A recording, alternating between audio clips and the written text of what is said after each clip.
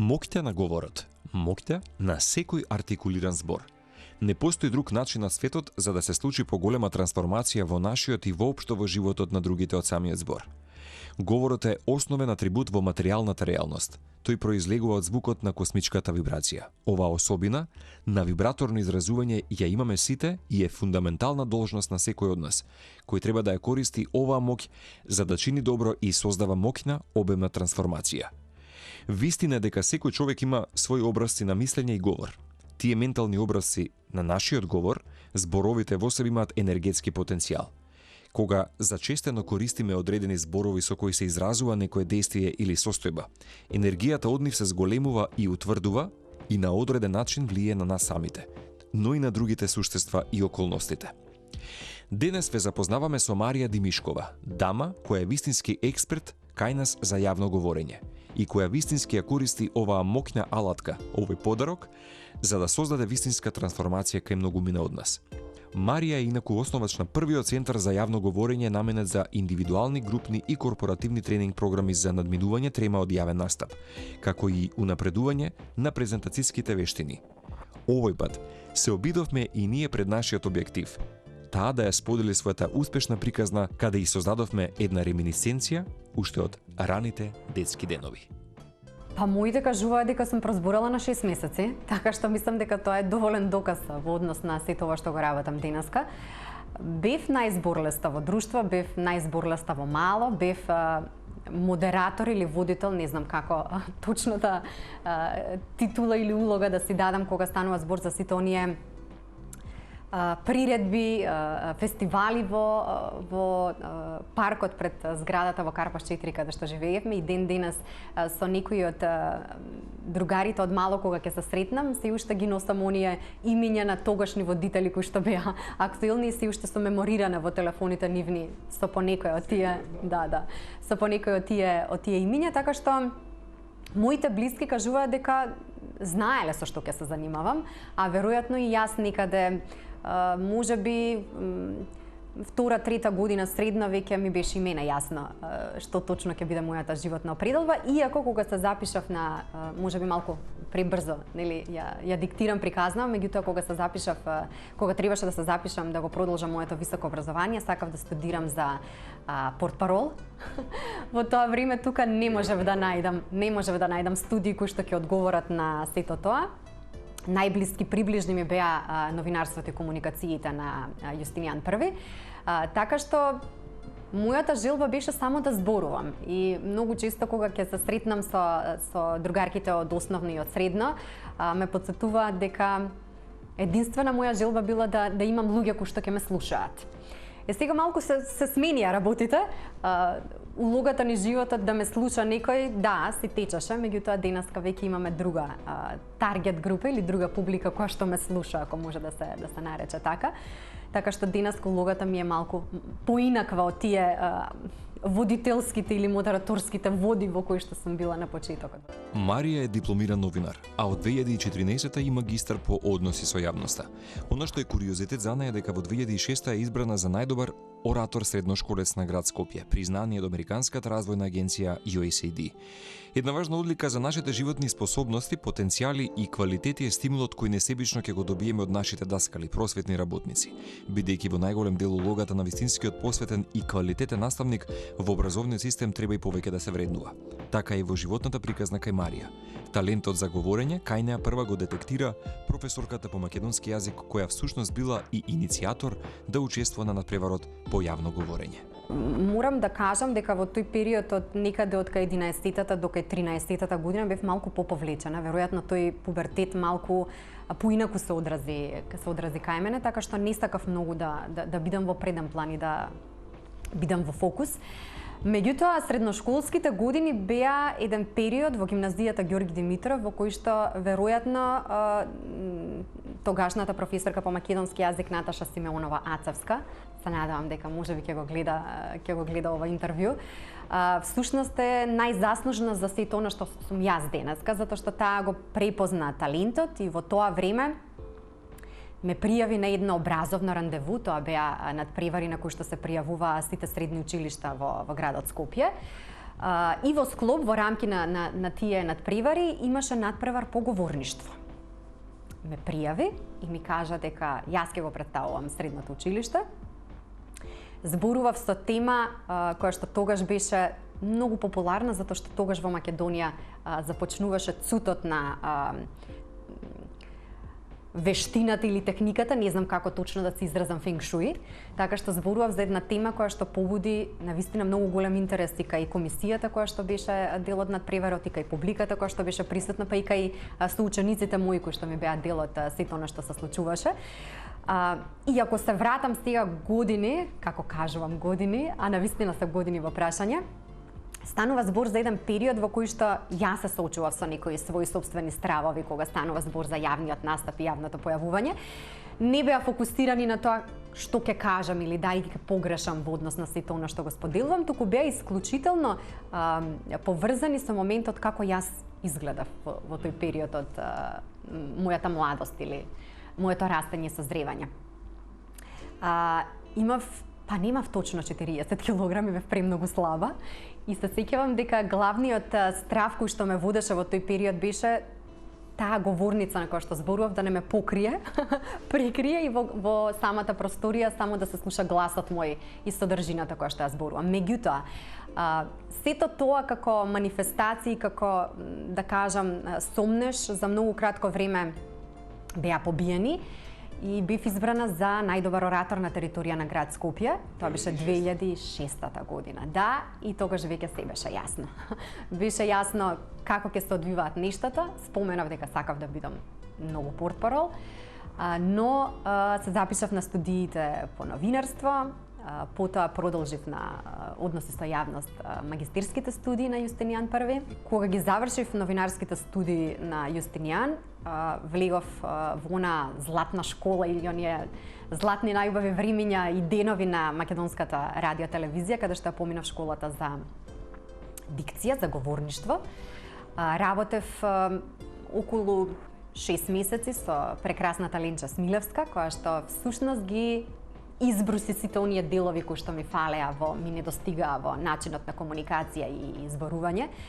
Така што мислам дека немав многу голем избор, иако подготвувајќи се сега за разговоров, во разговор со моите блиски, дојде еден момент во кој што додека бев многу млада, веројатно ова беше клучниот момент да се занимавам со оваа професија, но во еден дел од детството многу сакав да бидам сладкарка.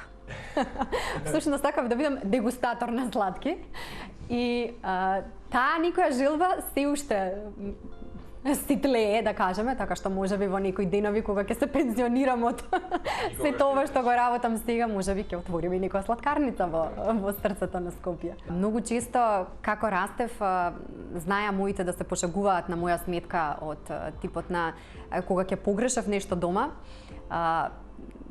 никогаш се случуваше да ме прашаат сега каква казна следува за оваа грешка која што си ја направил, и веројатно 80% од случаите кога требаше сама да си одберам казната беше да не гледам телевизија. И тоа беше доволен доказ дека всушност сето она што се случува од другата страна мене ме фасцинираше, Особено морам да признам дека најчесто гледа вести, затоа што начинот на зборување и динамиката беше она што најмногу одговараше на мојот темперамент и говорнички дух во суштина. И во тој период, додека работевме со Смилевска во Македонската радиотелевизија во однос на моето представување на тој говорнички момент, имаше ситуација во која што се гледав како презентер на вести, но сплетот на околности ме однеса на некоја сосема друга страна, така што пред камера не застанав по поминување на таа школа за говорништво или за убаво зборување. Туку се најдов пред еден сосема поинаков аудиториум, седнав всушност пред еден поинаков микрофон и работев долги години во радиото како медиум. Всушност радиото ми беше можеби и прва љубов додека студирав на Универзитетот Свети Кирил и Методи, работев во студентското радио, студентското радио, и некако последователно си дојде целиот процес на избор на сето она што следуваше како кариерна определба. Но да, морам да признам дека тоа беа едни златни телевизиски времиња во кои беа диктирани едни поинакви кодекси и на облекување и на изглед на лицата кои што се појавуваа пред телевизиските камери, така што тоа беше една ера која, ако треба да направам споредба со денешната, веројатно има многу голема разлика. За да се биде на телевизија, веројатно има низа на критериуми. Јас можам да зборувам од аспект на тоа како јас го положив тестот кога седнав зад микрофонот во радио. Првите, сигурно 3 до 4 месеци го чувствував како сериозен непријател.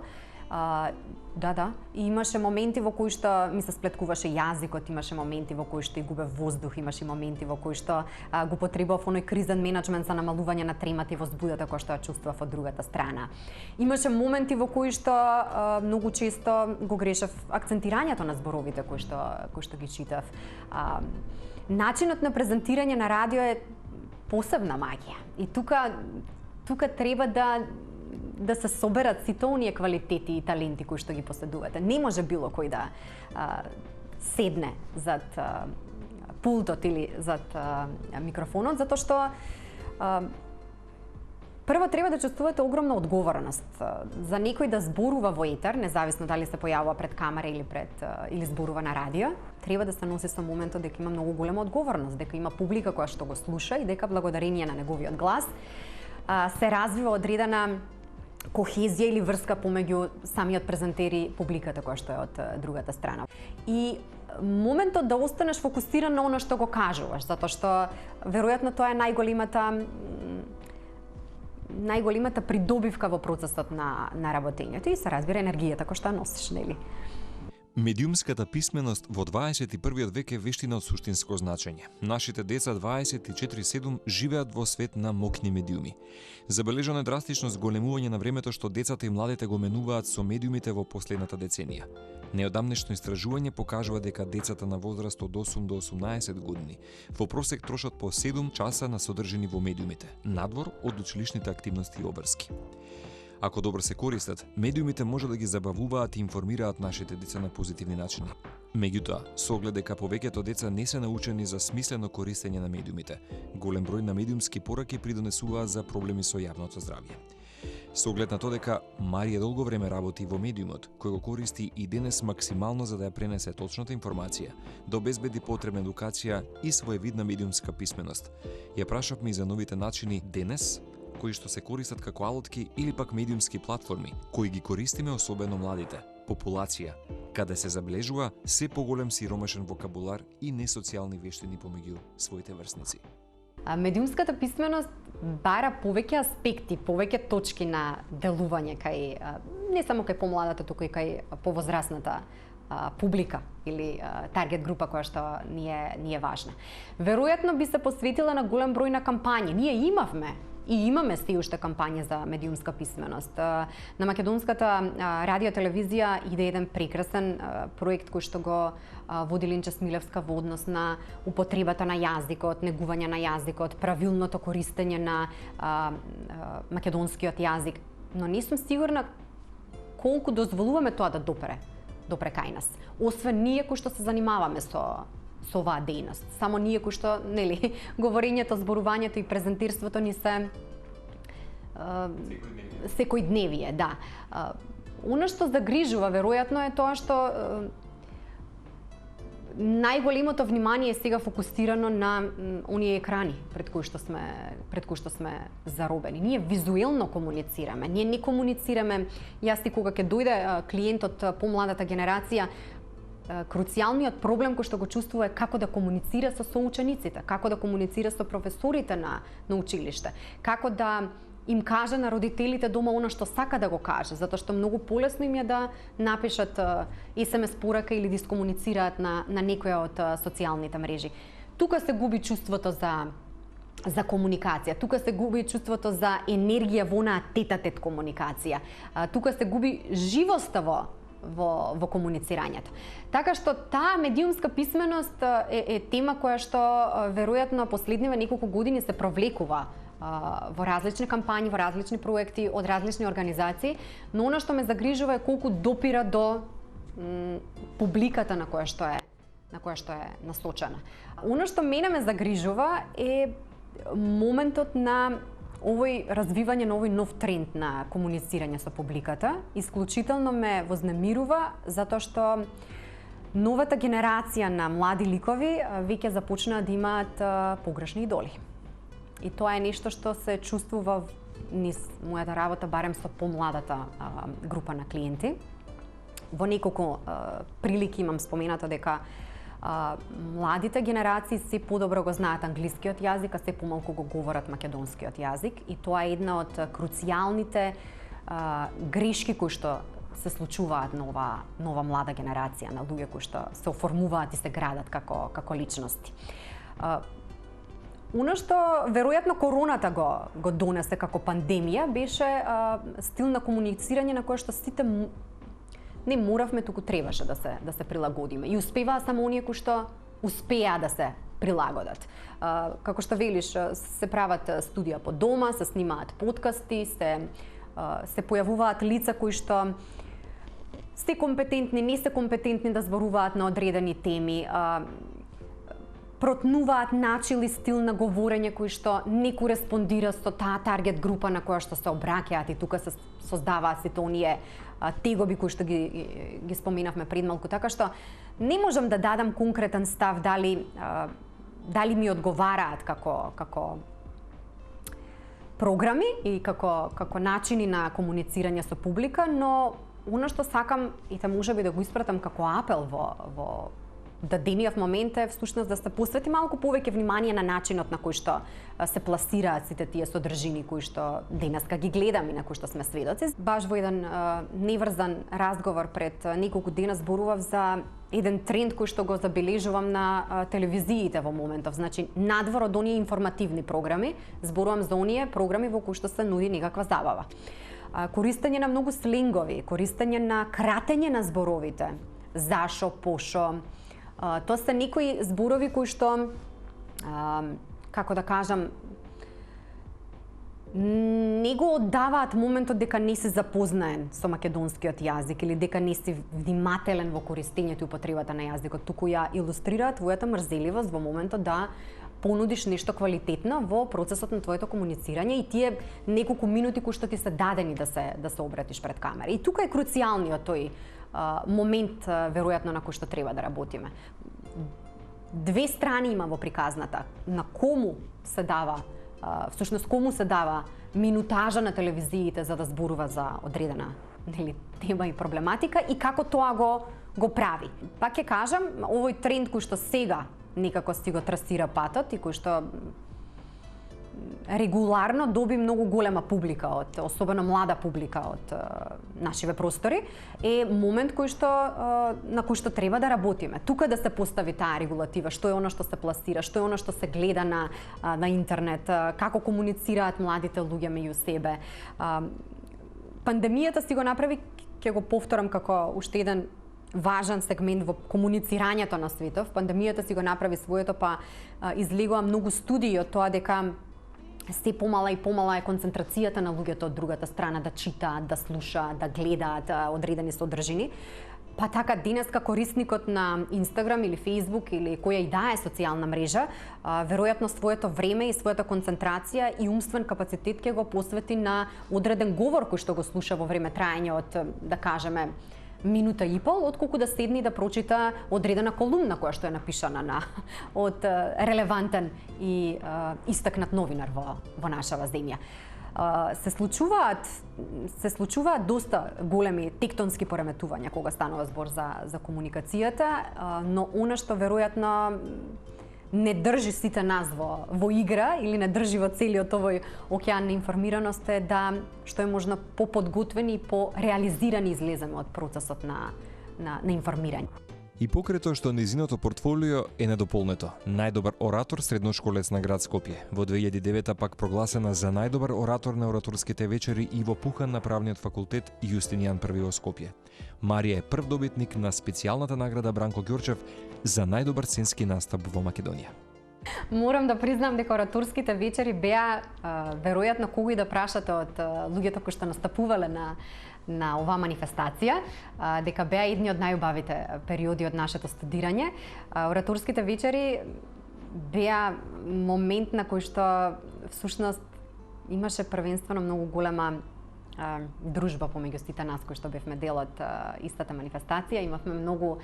Уживавме таа привилегија да учиме од вистински оратори, од прекрасните професори од правниот факултет во Скопје, кои секогаш добиваа помош од актерите Дејан Лилич и веќе покојниот Бранко Ѓорчев.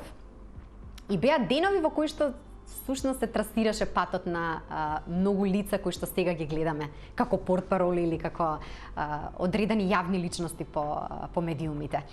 Ораторството некако влегува под крв, влегува во крв всушност, влегува под кожата, сакав да кажам, и е една фина страница која секој кој што се запишува на Универзитетот Свети Кирил и Методи, а сака да се занимава со зборување, ужива да зборува и да говори, со задоволство ќе кажам дека треба да ја помине во животот, затоа што тоа е една фина одскочна даска за многу проекти кои што ги добивавме, нели, во подоснежниот период. 2009 бев избрана за најдобар оратор на Правниот факултет во Скопје.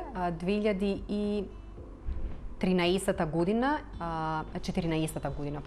ја добив, бев првиот добитник на наградата, поскумната награда за говорење во чест на актерот Бранко Ѓорчев, и тоа е веројатно кога треба да кажам да се определам за кариерните моменти во мојот живот, веројатно тоа е најголемиот успех кој што досега го имам остварен.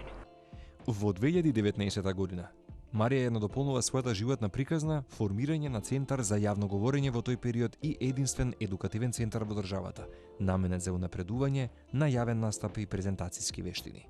2019 година го отворив Центарот за јавно говорење, како и тогаш и денес единствен едукативен центар во земјава, наменет исклучително за подготовка за јавен настап и целиот тој пакет на јавно појавување. Многу сум среќна што попатно се проширува семејството на тренери по јавно говорење и земјава веќе започнува да се чувствува на фина конкуренција на пазарот. 2019 го отворив центарот, а си го подарив сама на себе за 30-тиот роден ден. Така си го спакува во една фина кутија со уште пофина на црвена панделка. Не бев исплашена кога го отворив, напротив, многу ме радуваше моментот дека добивам нов кариерен предизвик кој во тој период дојде како порачен. 5-та година како функционирам, како функционираме, и она што посебно ме радува е што веќе се чувствуваат придобивките од сите оние тренинзи кои што се поминати досега, од целото работење со клиентите кои многу често се враќаат назад, па знаат да пишат некоја порака колку им помогнал одреден тренинг или колку им помогнала мојата поддршка во процесот на надминување одредени стравови кои што ги чувствувале и така натаму. Бројката расте на оние кои што не се занимаваат со јавна професија, а сакаат да го имаат како вештина во своето CV, во работењето или на себе. Постојат различни профили на луѓе кои што доаѓаат, се студенти, тоа се средношколци кои што уште на самиот почеток сакаат да се запознаат со начинот на комуницирање, со сето она што ги чека во факултетските денови, деловниот свет кој што полека сакаат да го запознаат. Доаѓаат менаџери за продажба, имаме лица за одговорни за маркетинг, од IT секторот има многу лица кои што сакаат исто така како техника да ја осознаат јавниот настап и јавното говорење. Секој клиент е приказно сам за себе. Постојат клиенти со кои што работам само по месец дена. Постојат луѓе кои што доаѓаат и по 6 до 7 месеци, во зависност нели од своите потреби. Работата кај оние кои што се соочуваат со малку поголема трема е далеку посложена од работата со оние кои што сакаат само да ги унапредат своите презентацијски вештини. Не можам да кажам кај кој колку време е потребно за работа, се додека не го видам клиентот од другата страна, додека не поминеме една фина консултација, прв тренинг, додека не се запознаеме, додека не видиме што е сршта на напнатост и вознемиреност кој што тлее кај одредениот клиент кој што нели со кој што работам. Но го работиме целиот пакет, значи техники за надминување на трема, техники за опуштање на телото пред да се појавиме пред важен аудиториум, пред камера, техники за полесно говорење, отворање широко на устата, значи сите оние работи кои што ги учевме, нели, како наметнати моменти доколку сакаш да се занимаваш со оваа професија. Внимаваме на кодексот на облекување, на кодексот на однесување, на начинот на поставеност на телото во процесот на комуникација, процесот на што кога ќе добиеме непознати незгодни прашања од публиката, начинот да се осмелиме да воспоставиме интеракција со луѓето од другата страна, затоа што некако статистиката и студиите покажуваат дека ако имате одредено ниво на трема пред почетокот на јавниот настап, таа знае да биде значително многу повисока во периодот кога треба да ја дозволите на публиката одредена интеракција. И затоа луѓето многу се плашат од оној дел на интеракција со публиката и поставување на прашања, нели, и одговори. Работиме на моментот да изградиме говорнички имидж кој што ќе се разликува од останатото она што сме го виделе или на кое што сме сведочеле. Така што тука има низа на параметри кои што треба да се запазат. Вообичаено луѓето кога доаѓаат ми велат јас имам трема, да работиме на тремата. Тремата е одреден сегмент од јавното појавување, тремата умее да не направи несигурни и да ни нанесе некои одредени неконтролирани манифестации на телото, да имаме негативни мисли додека настапуваме и се останато. Меѓутоа, ништо не почнува и ништо не завршува со тремата. Тука има низа на работи на кои што треба да се фокусираме, доколку сакаме да се изградиме како цел пакет на солидни јавни говорници.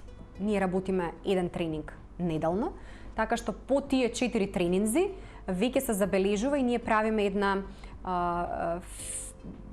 како да кажам, нанесуваме една подлога за тоа дали треба да се продолжи со работа или тука запираме со тој индивидуален пристап и се гледаме само по потреба кога треба да се подготвуваат одредени јавни настапи.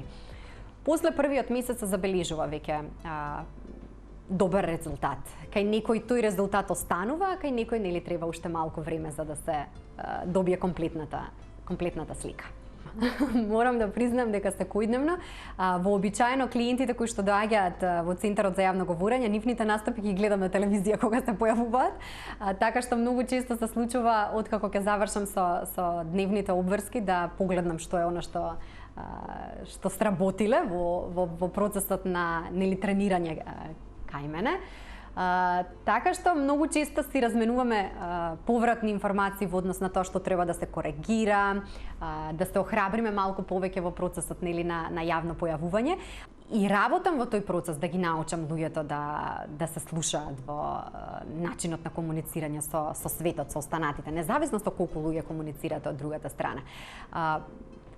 Добриот слушател и добар комуникатор. И добриот комуникатор и добар слушател. Нели, ако не сте добар слушател, веројатно е веќе време да ја поместиме она граница дека слушаме за да реплицираме, не слушаме за да разбереме. И кога ќе се научиме да слушаме, веројатно, тогаш светот добива многу поинаква форма. И комуникацијата како суштина добива тродимензионална улога нели во нашите животи.